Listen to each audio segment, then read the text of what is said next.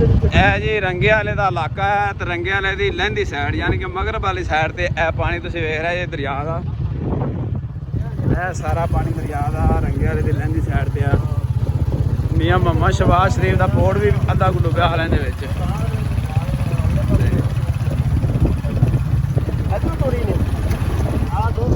ਇਹ ਤੁਸੀਂ ਨਜ਼ਰ ਮਾਰੋ,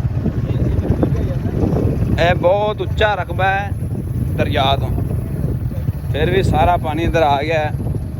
ਬੰਨ ਤੋੜ ਕੇ ਬਹੁਤ ਮਜ਼ਬੂਤ ਬੰਨ ਇੱਧਰ ਮਾਰਿਆ ਹੋਇਆ।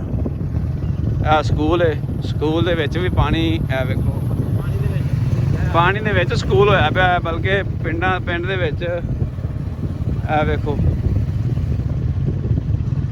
ਕੀ ਹਾਲਾਤ ਹੋਏ ਪਏ ਨੇ। ਹਾਂਜੀ ਇਧਰ ਵੇਖੋ,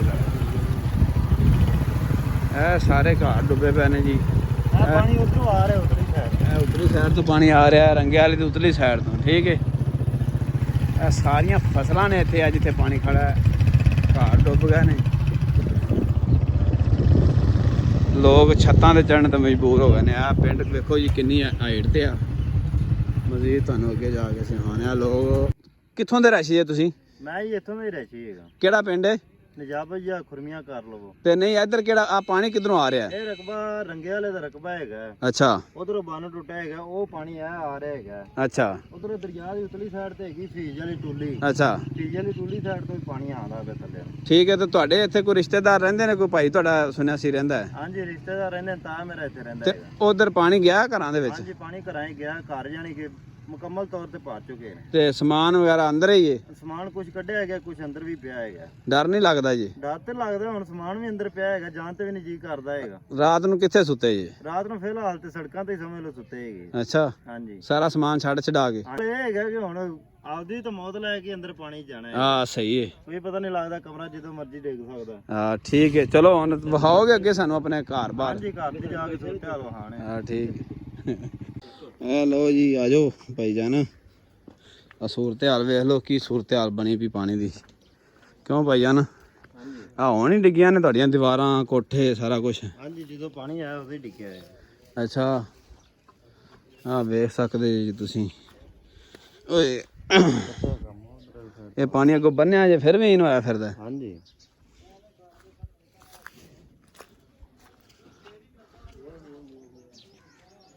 ਭਾਈ ਵੇਖ ਲਓ। ਸਹੀ ਰਹਿਸ਼ ਵਾਲੇ ਘਰ ਉਧਰ ਵਿੱਚ ਯਾਨੀ ਕਿ ਫ੍ਰਿਜ ਵੀ ਹਲੇ ਪਈ ਹੈਗੀ। ਹਾਂ ਅੱਛਾ, ਉਧਰ ਲੰਘਿਆ ਹੀ ਨਹੀਂ ਪਿਆ ਜਾਂਦਾ। ਅੱਛਾ ਪਾਣੀ ਤਾਂ ਇੱਥੋਂ ਵਗਦਾ ਪਿਆ ਯਾਰ। ਉਹ ਇਧਰੋਂ ਆਣ ਕੇ ਵਿੱਚੋਂ ਕੋਈ ਜਗ੍ਹਾ ਟੁੱਟੀ, ਉਹ ਕਮਰੇ ਵਿੱਚ ਨੂੰ ਜਾਂਦਾ ਪਿਆ। ਉਹ ਪਰਾਂ ਨੂੰ ਕੋਈ ਜਗ੍ਹਾ ਹੋਵੇ ਦੀ, ਯਾਨੀ ਕਿ ਥੱਲੋਂ ਉਹਨੇ ਜਗ੍ਹਾ ਬਣਾਈ ਹੋਵੇ ਦੀ। ਉਸ ਤੋਂ ਇਲਾਵਾ ਉਹ ਸਾਹਮਣੇ ਕੜਪ ਪਈ, ਉਹਦੇ ਥੱਲੇ ਟੋਇਆ ਬਣਿਆ ਹੈਗਾ। ਕੱਲ ਮੈਂ ਉੱਥੇ ਨਹੀਂ ਇਹ ਉਹਦੇ ਥੱਲੋਂ ਨਹੀਂ ਜਾਂਦਾ ਪਿਆ, ਥੱਲੇ ਵੀ ਜਾਂਦਾ। ਇਹ ਪਾਣੀ ਕਮਰਿਆਂ ਦੇ ਵਿੱਚੋਂ ਦੀ ਪਰਾਂ ਨੂੰ ਲੰਘਦਾ ਪਿਆ। ਕਮਰਿਆਂ ਦੇ ਵਿੱਚੋਂ ਦੀ ਵੀ ਪਰਾਂ ਨੂੰ ਕਿਤੇ ਲੰਘਦਾ ਪਿਆ। ਜਿਆਦਾ ਉਹ ਜਿੱਥੇ ਕੜਪ ਪਈ ਨਾ ਉੱਥੇ ਟੋਇਆ ਹੈਗਾ। ਪਰਾਂ ਹੋਗਾ ਨਾ ਥੋੜਾ ਜਿਹਾ, ਇੱਥੋਂ ਲੰਘਿਆ ਨਹੀਂ ਜਾਣਾ। ਉਹ ਉਤਲੀ ਸਾਈਡ ਤੇ ਆਓ। ਆਵਾਮ ਕੋਠਿਆਂ ਤੇ ਚੜੀ ਏ।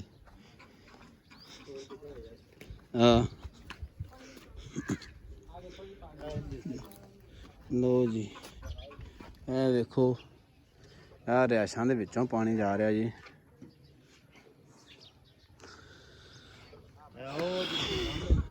ਘਰ ਦੇ ਪਰਲੀ ਸਾਈਡ ਤੇ ਥੋੜੀ ਢੇਰੀ ਹੈ। ਹਾਂਜੀ ਉੱਥੇ ਕਮਰਾ ਹੈਗਾ ਸੀ। ਅੱਛਾ, ਮਣੇ ਚਾਰ ਦੀਵਾਰੀ ਹੈਗੀ ਸੀ, ਚਾਰ ਦੀਵਾਰੀ ਸਾਰੀ ਡਿੱਗ ਪਈ। ਸਹੀ। ਉਹ ਜਿੱਥੇ ਦਰਖਤ ਖੜੇ ਨੇ ਉੱਥੇ ਚਾਰ ਦੀਵਾਰੀ ਸੀ? ਚਾਰ ਦੀਵਾਰੀ ਤਾਂ ਸਿੱਧੀ ਸਾਦੀ ਸੀ ਨਾ। ਹਾਂਜੀ। ਉਹ ਜਿੱਥੇ ਹੈਗਾ ਕਿੱਕਰ, ਹਾਂ ਉਹ ਕਿੱਕਰ ਕੋਲ ਇੱਕ ਕਮਰਾ ਹੈਗਾ ਸੀ, ਉਹ ਵੀ ਡਿੱਗ ਪਿਆ, ਇਹ ਵੀ ਡਿੱਗ ਪਿਆ ਹੈਗਾ। ਸਹੀ। ਉਹ ਕਮਰਾ ਉਹਦਾ ਵੀ ਤਰੇੜ ਪਈ ਖੜੀ।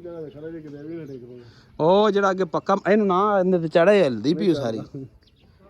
ਇਹ ਨਾ ਹੋਏ ਆਪਾਂ ਵੀ ਵਿੱਚ ਦੜਾਬ ਕਰਕੇ ਵੱਜੇ ਭਾਈ।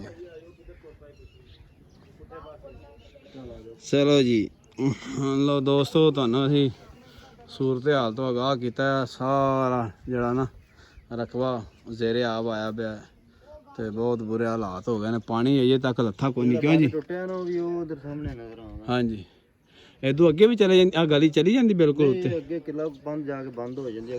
ਪਾਣੀ ਗਲੀ ਵਿੱਚ ਵੀ ਆਇਆ। ਪਾਣੀ ਕੀ ਤੁਹਾਡੀ ਨਜ਼ਰ 'ਚ ਲੱਥਾ ਤਾਂ ਨਹੀਂ ਦਾ ਮੇਰੇ ਹਿਸਾਬ 'ਚ ਕੋਈ? ਮੇਰੇ ਖਿਆਲ 'ਚ ਤੇ ਨਹੀਂ ਲੱਥਾ ਹੈਗਾ। ਉਹਨੇ ਤਾਂ ਉਹਨੇ ਹੀ ਹੈ। ਉਹਨੇ ਤਾਂ ਉਹਨੇ ਬਿਲਕੁਲ ਬਾਤ। ਅੱਲਾ ਕਰੇ ਦੋ ਹੋਰ ਨਾ ਪਿੱਛੋਂ ਛੱਡ ਦੇਣ। ਚਲੋ ਜੀ ਠੀਕ ਹੈ।